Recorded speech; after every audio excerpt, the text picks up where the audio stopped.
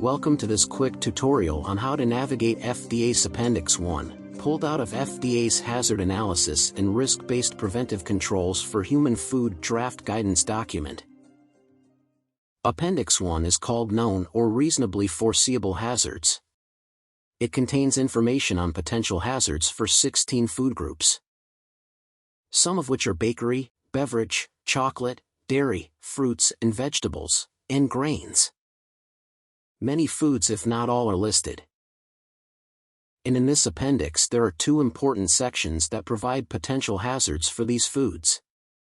First is the Biological Hazards Tables section, that starts on page 30. And the second section is the Chemical Hazards Tables, that starts on page 80.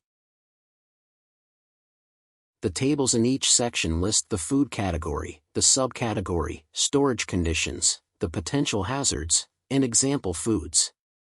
For instance, this table here is on biological hazards for bakery items. The first category is bread, biscuits, rolls, brownies, cookies, pizza, and pie crust.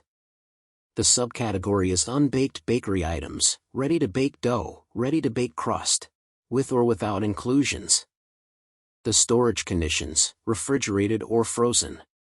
Potential biological hazards for these foods are pathogenic E. coli, Salmonella and Listeria monocytogenes. And example products include bagels, croissants, puff pastry, and phyllo.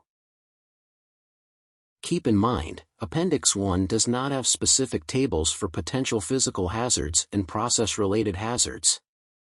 FDA recommends that each facility identify these hazards for its products based on its knowledge, experience, and history, as they are unique to each facility. Please read this appendix for more information on the most relevant physical and process-related hazards.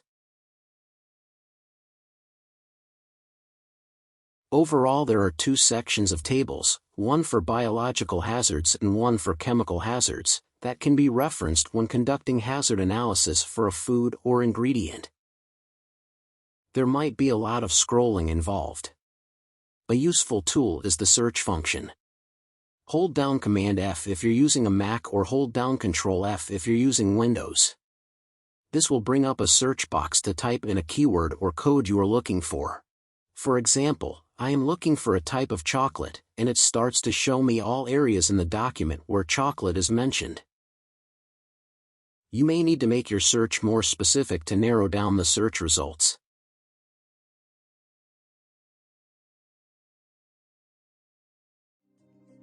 That concludes this tutorial on navigating Appendix 1. Thank you for watching.